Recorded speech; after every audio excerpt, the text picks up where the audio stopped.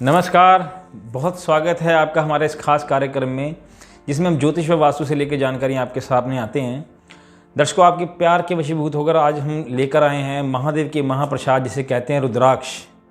एक मुखी रुद्राक्ष की बात करेंगे क्योंकि बहुत सारे लोग हमसे सवाल करते हैं, पूछते हैं कि गुरुजी हम रुद्राक्ष पहन सकते हैं?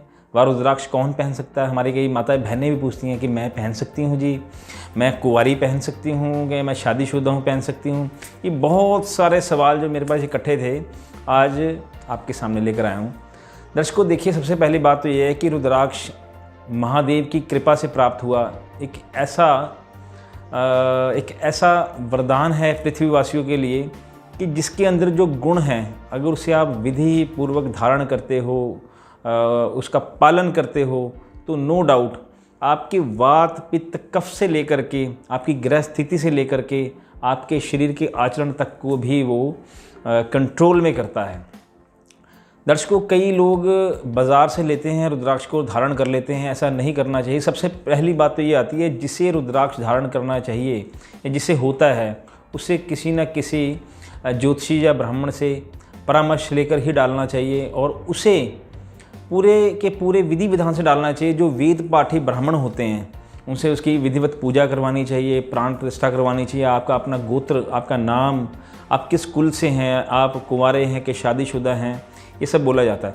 अगर आप फीमेल हैं और आप कुंवारी हैं और आपके मन में इच्छा है कि आप रुद्राक्ष को धारण करना चाहते हैं, तो जब आपका नाम बोला जाएगा आपका गोत्र आपके पिता वाला बोला जाएगा। ये ध्यान रखना, यहाँ बहुत से लोग गलती कर जाते हैं। और अगर आप शादीशुदा हैं और आप रुद्राक्ष धारण करना चाहती हैं तो दो ससुराल का आपका गोत्र होगा। जो गोत्र आपके ससुराल में मान्य है आप उस गोत्र के अनुरूप ही उसकी पूजा करवाएं और पूजा हमेशा विधिवत ब्राह्मण से होनी चाहिए। इसमें बहुत एक महत्वपूर्ण जानकारी जो मैं आपको देना चाहता हूँ, जो अक्सर लोग गलतियाँ करते हैं।